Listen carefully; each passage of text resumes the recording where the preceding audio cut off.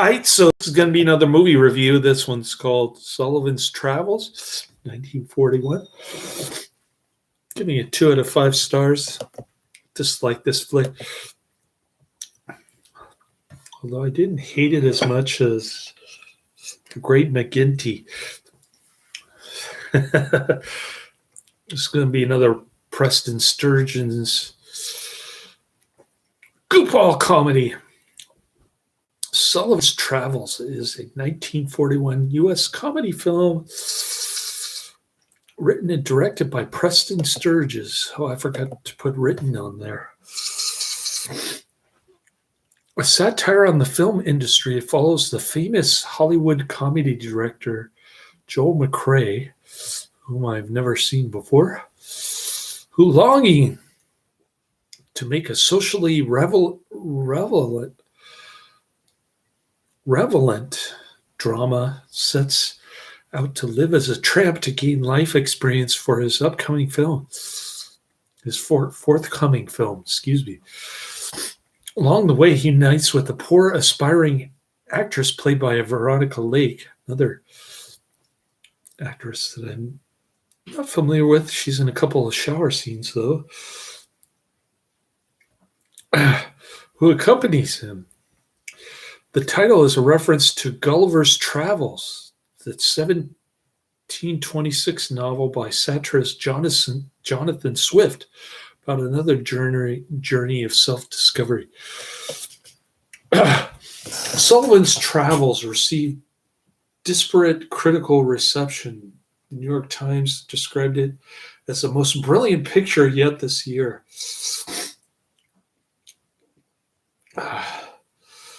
You would expect something like that from the New York Times, praising Sturges' mix of escapist fun with underlying significance, and ranked it as one of the 10 best films of 1941.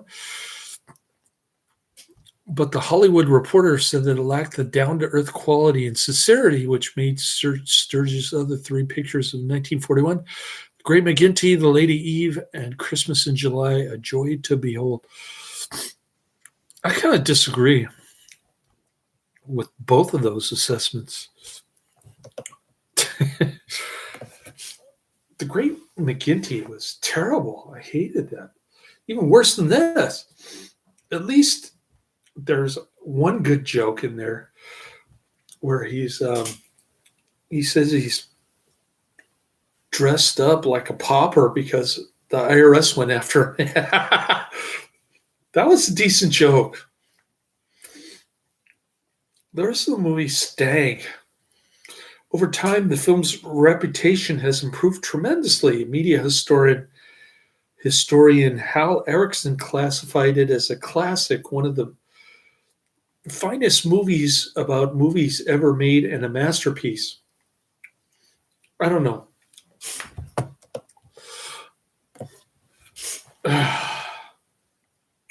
I think I like Sunset Boulevard with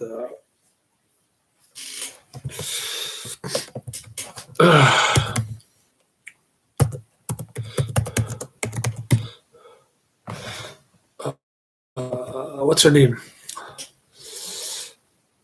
Gloria Swanson.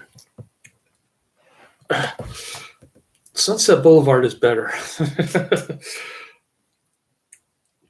In 1990, Sullivan's Travels was selected for preservation in the United States National Film Registry by the Library of Congress as being culturally, historically, or aesthetically significant. Why am I having to go through all these that are deemed by Library of Congress as significant? They all stink for the most part. John L. Sullivan is a popular young Hollywood director of profitable but shallow comedies. Dissatisfied with making such films as Ants in Your Pants of 1939, he tells his studio boss, Mr. LeBrand, that he wants his next project to be a serious exploration of the plight of the downtrodden, based on the novel Oh Brother, Where Art Thou? So he's he wants to make a movie, Oh Brother, Where Art Thou? But he wants to dress up like a tramp, a hobo, in order to get a feeling of what it's really like. LeBrand wants him to direct another lucrative comedy instead, but Sullivan refuses. He wants to know trouble firsthand, and he plans to travel as a tramp so he can make a film that truly depicts the sorrows of humanity. What a stupid idea. His British butler and valet both openly question the wisdom of his plan. Those are the only smart people in this movie. Sullivan dresses as a hobo, and he takes to the road, followed by staff and a bus imposed on him for his own safety by the studio. Oh, great. Neither party's happy with the arrangement. Sullivan, after trying to lose the bus in a fast-paced car chase with some kid in a hot rod, he eventually persuades his guardians to leave him alone, and he arranges to rendezvous with them later in Las Vegas. However, he soon returns to Los Angeles. There in a diner, Sullivan meets a struggling young actress who's failed to make it in Hollywood, is just about to give up and go home. She believes he is a penniless tramp, and she buys him breakfast. In return for her kindness, Sullivan retrieves his car from his estate, and he gives her a ride. He neglects to tell his servants that he has returned, however, so they report the car as stolen. Sullivan and the girl are briefly apprehended by police, but they are let free after it discovered that he did not, in fact, steal the car. It belongs to him. He and the girl return to his palatial mansion. After seeing how wealthy he is, the girl shoves him into his own swimming pool for deceiving her. However, when he insists on going out again, she goes with him over his objections, disguised as a boy. Kind of like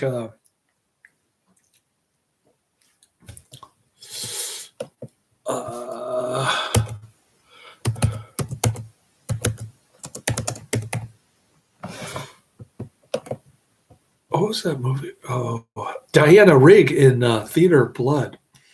Kind of like Diana Rigg in Theater of Blood. All right. That's what I wanted to say.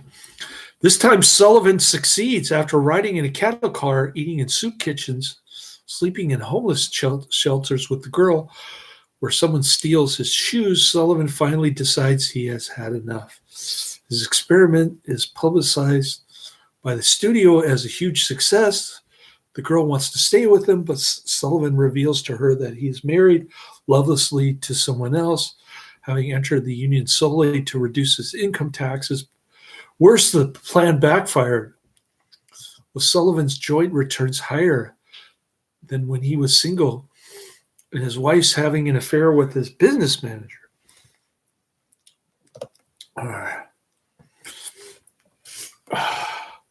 I guess I shouldn't complain about my ex-wives. Sullivan decides to thank the homeless for the insights he's gained by handing out $5 bills, but he is knocked unconscious, has his money stolen. Now that's more realistic portrayal of bums, especially here in San Francisco. And he's stuffed in a boxcar, leaving the city by the assailant. The thief then gets run over by another train, sending $5 bills raining everywhere. When the mangled body is found, a special ID card his valet had sewn into Sullivan's shoes is discovered in the sole of the pair the man has on, identifying him as Sullivan.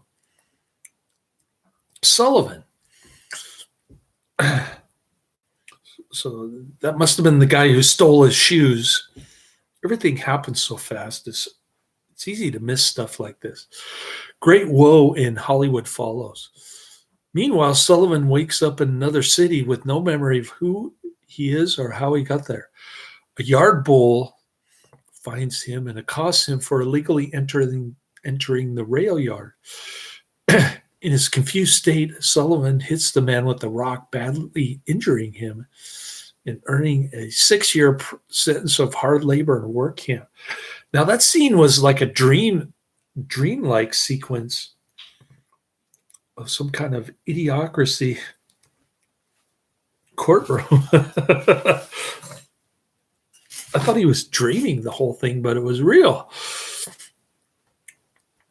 He gradually regains his memory. In the camp, he attends a showing of Walt Disney's 1934 Playful Pluto cartoon, a rare treat for the prisoners. And he's surprised to find himself laughing along with them. At first, he doesn't think it's funny, but eventually he starts laughing with his buddies at the church, where they're showing a Playful Pluto black and white cartoon from 1934. Unable to convince anybody either that he's Sullivan or to communicate with the outside world, he comes up with a solution. After learning of his unsolved killing on the front page of an old newspaper, he confesses to being the murderer. When his picture makes the front page, he is recognized by friends and he is released. How did he get off the hook for assaulting that yard bull guy? That's what I don't understand. Just because he's important, they let him off the hook? Really? His widow has already married his business manager, meaning she'll have to give him a divorce or be charged with bigamy. Sullivan's boss finally tells him he can make "Oh Brother, Where Art Thou?" And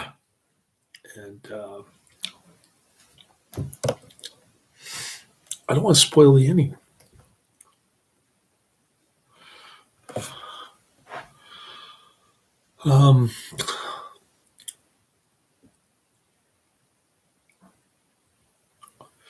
The scene in which the prisoners are taken to watch the 1934 Disney cartoon Playful Pluto takes place in a Southern black church. The film treats the African-American characters.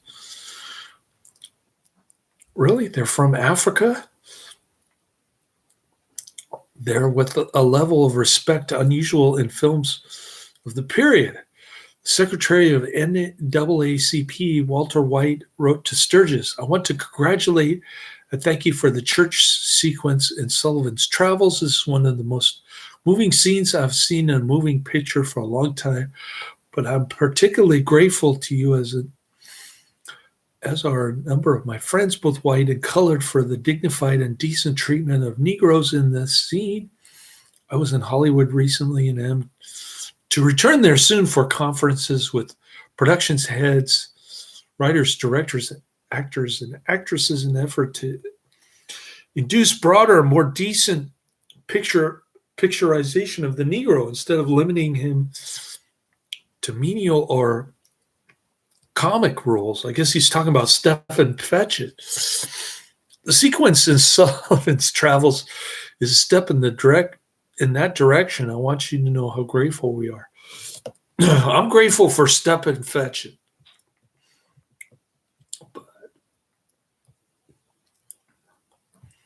Okay.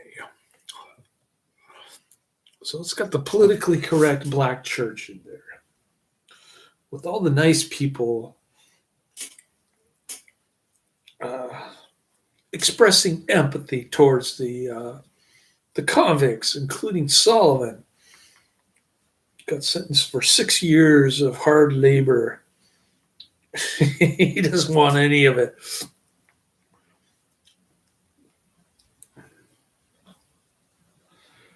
Oh, Sturges wrote the film with Joel McCrea in mind, but found the female lead, Veronica Lake, through the casting process. Before Lake was cast, Barbara Stanwyck was considered, as well as Frances Farmer. I wonder what the movie would have been like with Barbara Stanwyck. Probably better, because I have no idea about Veronica Lake. She's kind of a goofball in this one.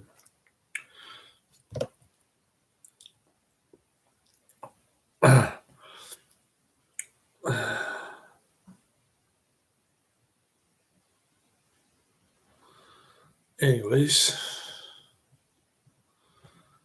I think Karate Man's back in the chat room. Steven Seagal. I think he could take. Do you think he could beat up Jean-Claude Van Damme?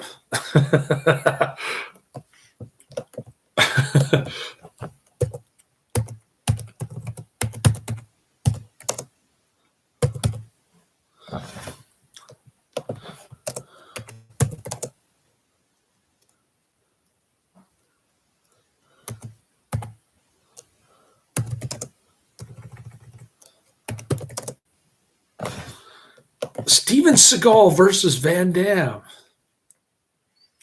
Aikido versus karate.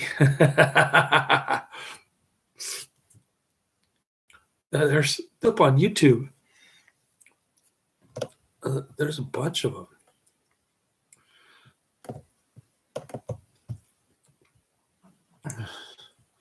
So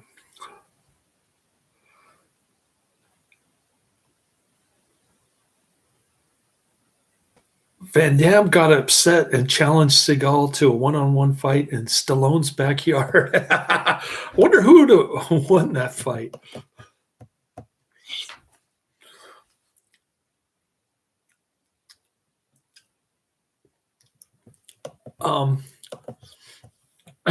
I've seen a Steven Seagal movie, believe it or not.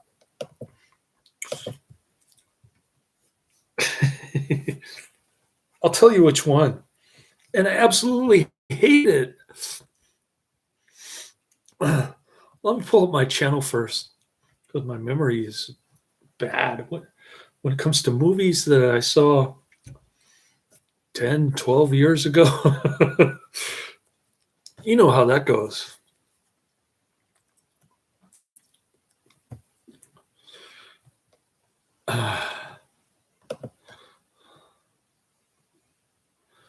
All right, I'm going to click on my channel, and then I'll search for Steven Seagal. And then I'll tell you which movie of his that I've seen, reviewed, and hated.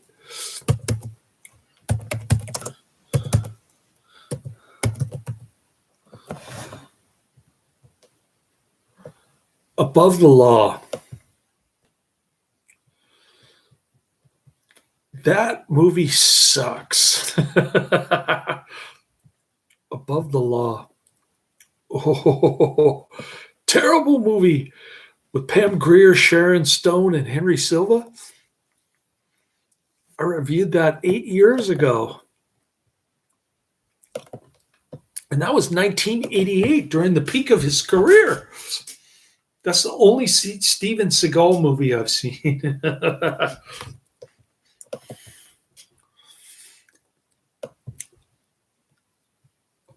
I'm sure I've got more on my Netflix queue than.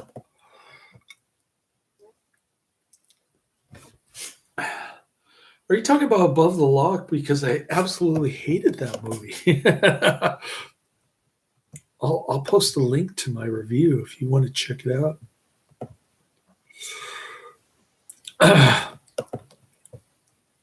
There it is.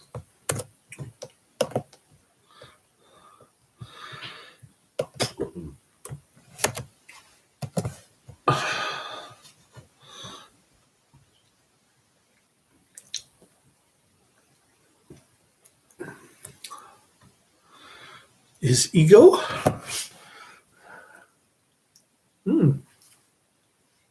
Sorry to hear that. I'm sure he's made. You like any action movie? I don't think there's an action movie that you ever disliked.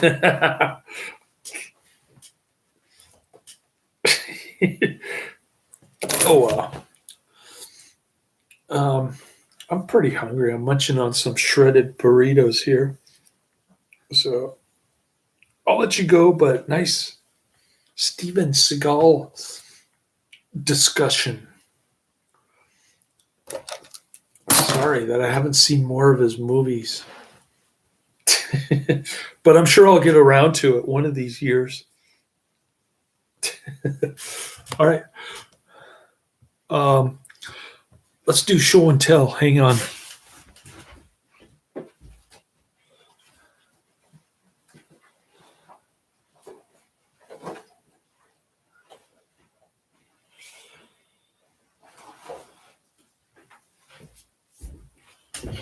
Okay, I'm back. Yeah, that would be a decent fight. I'd like to see both of them. See who comes out on top. It's really a toss-up, I think.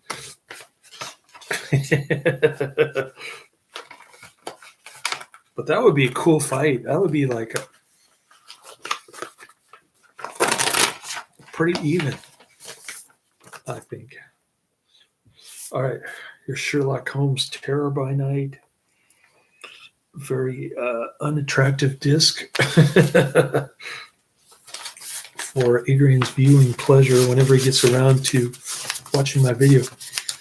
Karate Man just waits to go in the chat room.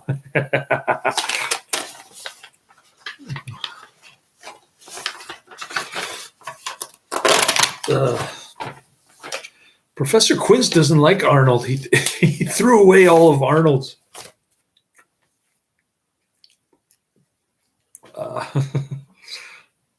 videotapes and DVDs or whatnot because he was a crappy governor, which I tend to agree. Yeah, he was bad. He's like a rhino Republican dude. Sylvia Scarlett. I liked Arnold in Around the World in 80 Days. I still can't believe how incredibly so bad that it's good his acting was.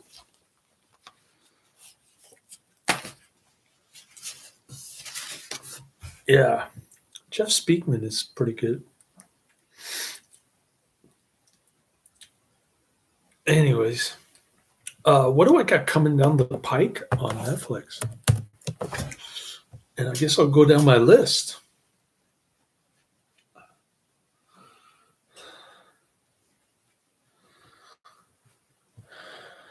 Uh-oh. Down to $4.99 on my Netflix queue. Better add one. I forgot the name of the director that I'm adding to my Netflix queue.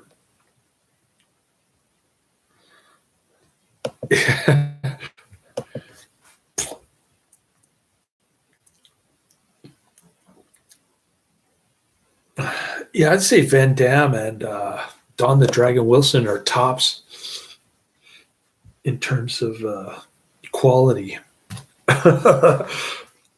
Consistent quality. But I haven't seen, like I said, I haven't really seen Steven Seagal in any other movie but Above the Law. So I can't really compare. I just know that he's a really good fighter, dude. All right, Sullivan's Travels gets 2 out of 5 stars. Another disappointment.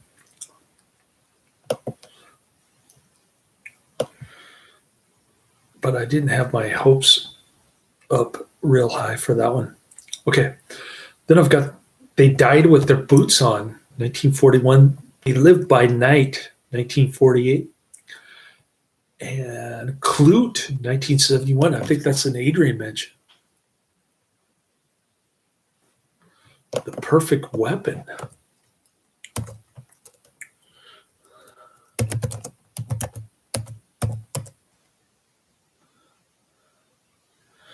Yeah, it's It's 137 on my Netflix queue with Jeff Speakman, The Perfect Weapon. I think that's when you started recommending stuff on my Netflix queue. I got The Perfect Weapon, 137. American Kickboxer 2, 138. Kickboxer Vengeance, 2016. Kickboxer Rebellion, 2018. And then, yeah. So they're all kind of bunched together. Those recommendations of yours, I think he made like 1, 2, 3, 4. You made 4 recommendations on one day, so I just added all of them.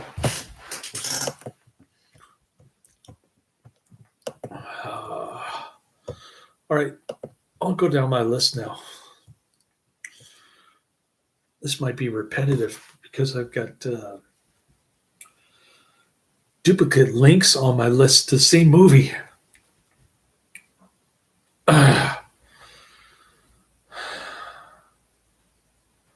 So forgive me if I mention one movie twice here on this list.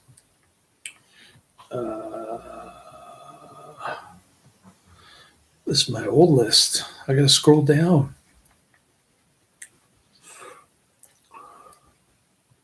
Here we go.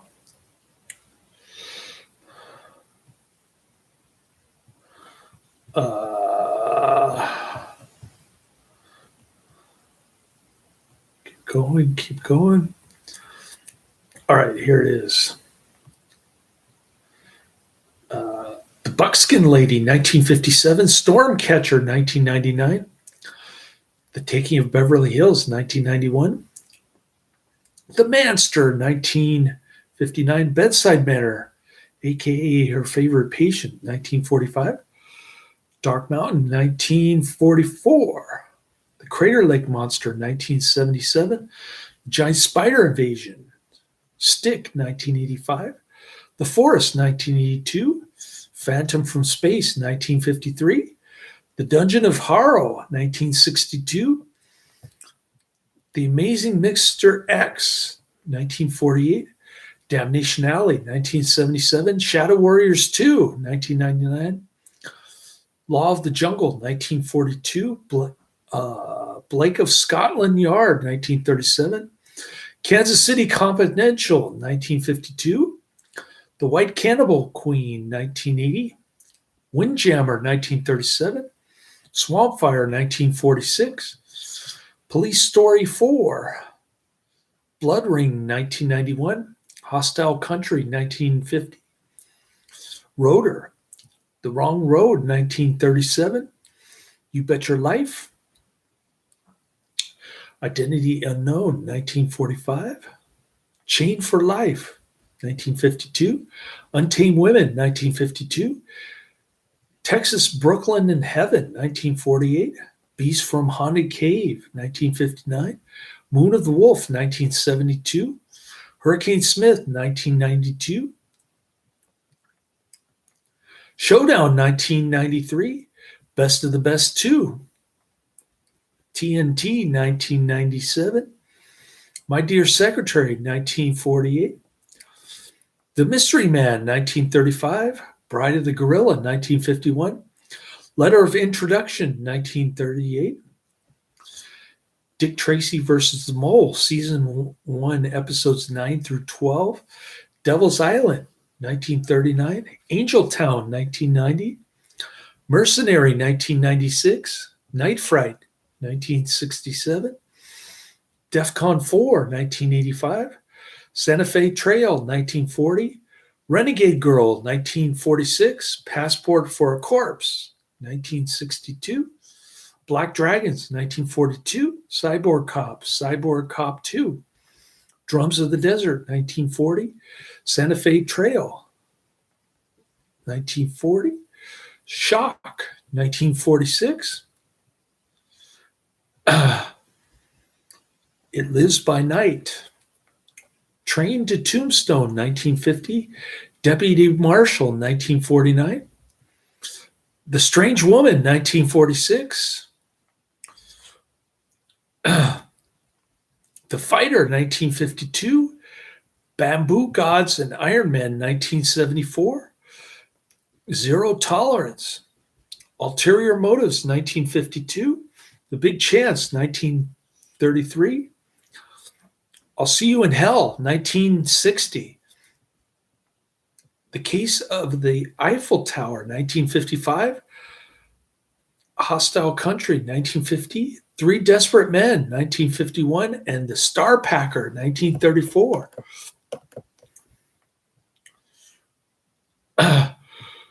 Oh.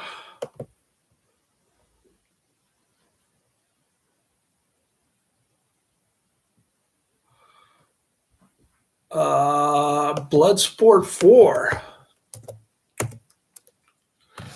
Is that the weird one that you keep telling me about? That Adrian wants to see? Oh, man. What did I do?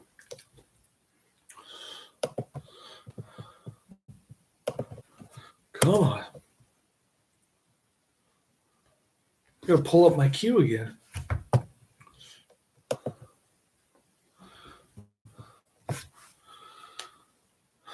Hang on, and I'll have an answer to your question in about a minute or two. This thing is just spinning around.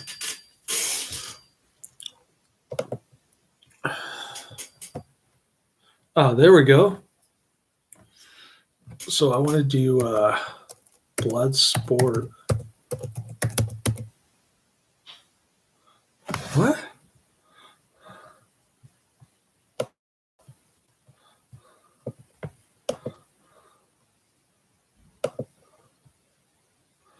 No, I don't have it on my queue. I guess. Do I?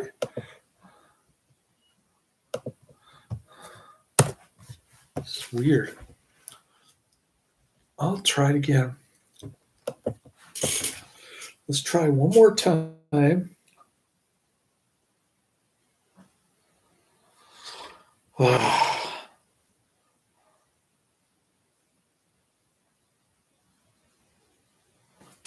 All right.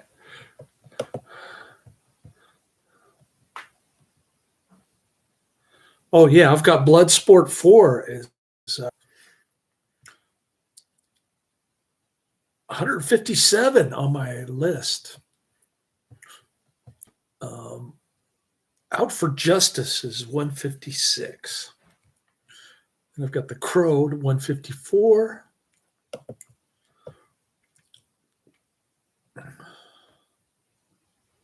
And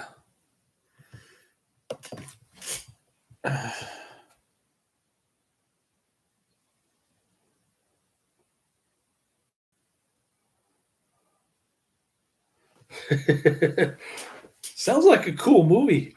I think you turned Adrian on to Bloodsport 4 when you said it was weird. He likes weird movies, and so do I.